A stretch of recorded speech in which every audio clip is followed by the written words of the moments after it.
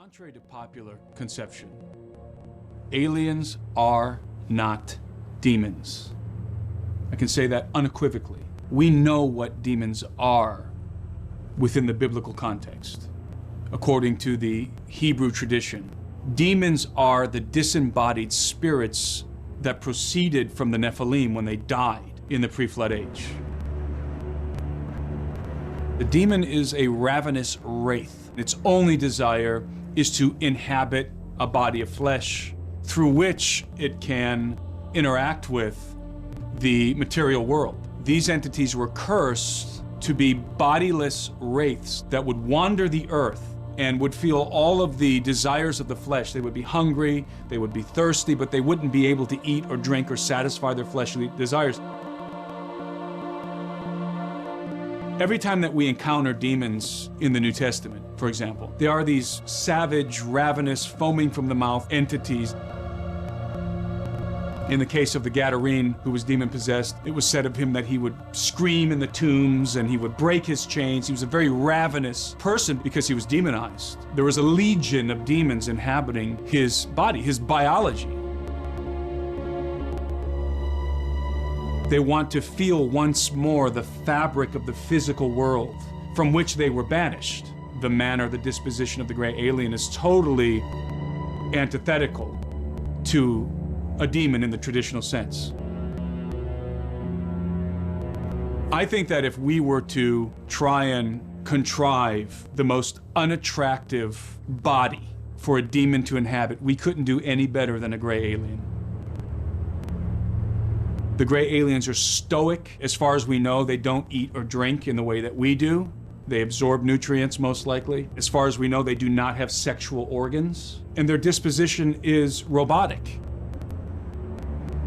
You have to imagine gray aliens abducting people and bringing them on board these alien craft. Sometimes there's hundreds of people laid out on tables, and the grays are kind of like the worker bees conducting the different procedures related to the abduction phenomenon, which are sexual in nature. So you have to imagine these little stoic gray aliens walking around among sometimes hundreds of naked bodies, incapacitated, laying on tables. Somehow we think that these are demons, or that they're flesh suits for demons and they're able to restrain themselves, and because again, all a demon wants to do is fulfill the lusts of the flesh.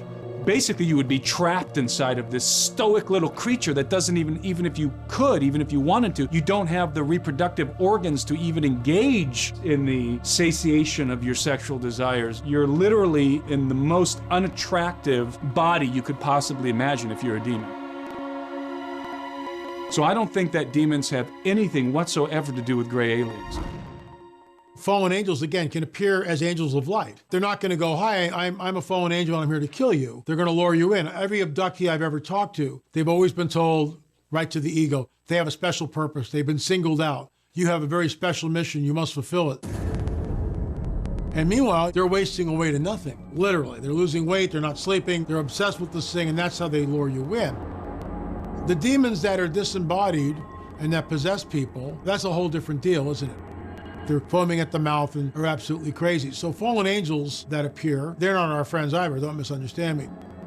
But they seem to have a different agenda or be able to present themselves in a way that is more palatable to humans, whereas the demonic is the demonic. What contactees describe as extraterrestrials may fall into two categories. Demonic entities that have been given physical form, and there are some who believe that the alien grays are meat suits that have been genetically created to give physicality to these spirits. That's the thing with demons. They cannot manifest physically in our world. In the case of the alien grays, it almost appears as though they were created for these suits. Now, I don't have an opinion one way or the other definitely on that issue. I would suggest that some of the other entities that have been observed by contactees appear to be fallen angels, and they can manifest in our space domain. In the Bible, they're always described as humans. The book of Hebrews tells Christians that we can entertain angels unawares. The way they are described in the oldest Sumerian texts and iconography are very often theriomorphic. That means hybrid animal-human. And that's what we see in many of the accounts from contactees. Mantids, things that look like insectoids, if you will, or reptilians. Interestingly, the experiments by Dr. Rick Strassman with DMT, the so-called spirit molecule, with volunteers in Arizona, they encountered similar entities, things that looked like humanoid crocodiles who were not happy that the volunteers were entering their time-space domain.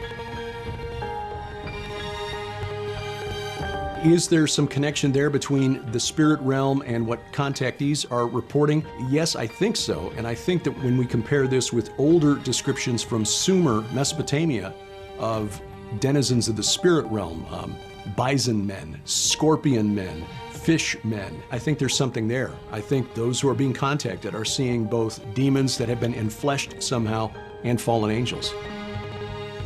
In the ancient Near East, it was a common story that a warrior god had to defeat and subdue a chaos monster, a chaos dragon, who emerged from the primordial abyss, or the sea. In the Bible, in fact, the sea, especially in the Old Testament, is often a representation of chaos, the domain of Leviathan, which was the Hebrew version of this chaos dragon.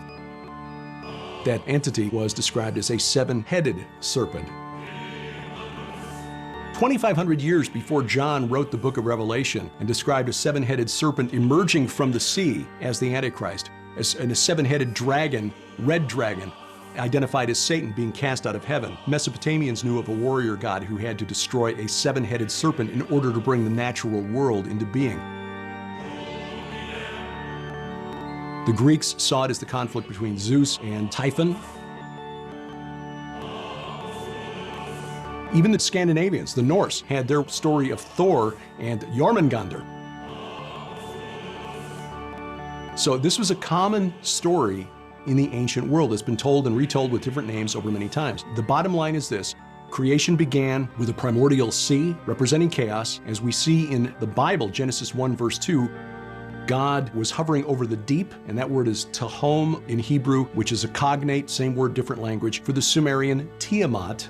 God basically subduing chaos, Tiamat, and saying, down, stay. And then we see other descriptions of God defeating Leviathan in the Bible. In Isaiah 27, there's a reference to that day, which is a reference to the day of the Lord, the day in Revelation that ends with Armageddon, when God is pouring out his judgment on an unrepentant world. In that day, he will destroy Leviathan, the twisting serpent, the fleeing serpent.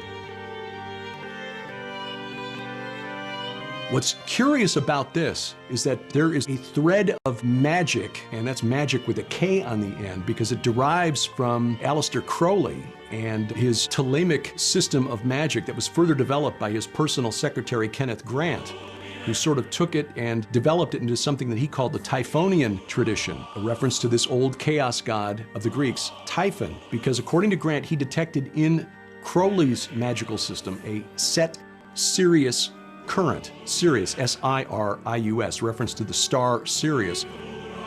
Set being the Egyptian chaos god who was identified by the Greeks with Typhon. He developed this system into the Typhonian OTO, Ordo Templi Orientis, developing further what Aleister Crowley had developed. This occult system is essentially the foundation of chaos magic. Believing that there is a spirit of chaos out there in the vicinity of Sirius that is coming this way, and that they need to develop a system to somehow control it. Now, think about how ridiculous that is. That is absolutely an oxymoron, developing a system of chaos. By definition, chaos is random. There is no system of chaos, and yet these practitioners of this system believe that they can somehow box it in and control it, and then they'll rule the world or something. But that is not coincidentally connected to the UFO phenomenon and the alien contact phenomenon, because the leading organizations trying to make contact with extraterrestrial intelligences, SETI, the Search for Extraterrestrial Intelligence, and Dr. Stephen Greer's organization, CSETI, which is the Center for the Study of Extraterrestrial Intelligence, both named Seti, which is the name of the pharaoh who preceded Ramses the Great, Ramses' father. Seti means man of Set, man of the chaos god. I'm sure that's just a coincidence. It's probably fine. My Christian side takes that a step further and says a spiritual threat could be far more dangerous than a physical one. A physical threat could destroy my body, but my spirit belongs to God. But a spiritual threat could cause both body and spirit to be destroyed through deception. Now, to me, that's even more reason that we should be trying to learn all we can about what's flying around in our skies. What I absolutely do not agree with is the idea that we should ignore it because it's demonic. We've tried ignoring it for decades and it hasn't gone away. If it is demonic, then it's an enemy and we should learn what we can about their tactics and their capabilities so we can defend against it. If it's not demonic and it's something purely physical, it would be completely irresponsible to allow it to continue breaching our airspace, interrupting our military exercises, and having free reign over our heads while we blindly trust that these completely unknown entities are going to be responsible and benevolent with whatever they're doing.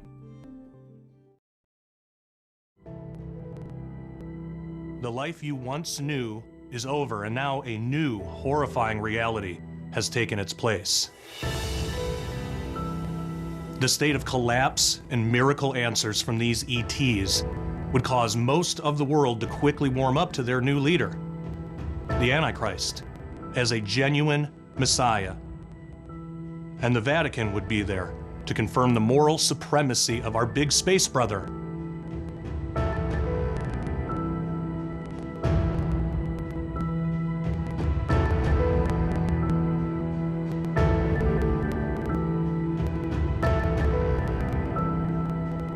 All of which would become crucial elements of the prophecy of 2 Thessalonians 2:11 through 12.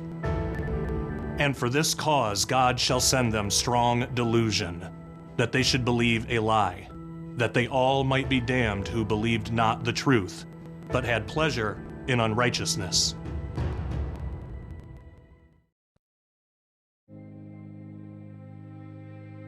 So what are we to conclude, if anything, about the possible demonic connection to UFOs, UAPs, if there is one? There is no doubt that demons in the biblical sense could be producing UFO phenomenon in some cases, and they would be doing it for their own end times reasons. The theology of transmogrification, where spirits take form. This is something that indicates ability by demons to manipulate energy and matter. For example, what about poltergeists, as they are known, and their unexplained noises? How else could spirits cause audible vibrations unless they have ability to make physical contact with tangible material? That being true, maybe demons produce the phenomenon known as unidentified flying objects by manipulating energy. Now, there's a whole list of reasons why they might do that, including for the purposes of deceiving mankind. In fact, demons might be the driving force behind what's called in ufology the coming disclosure moment. Well, I do believe that there's a point coming at which time there's going to be a so-called official disclosure, but if demons are involved with that activity, what might be their purpose?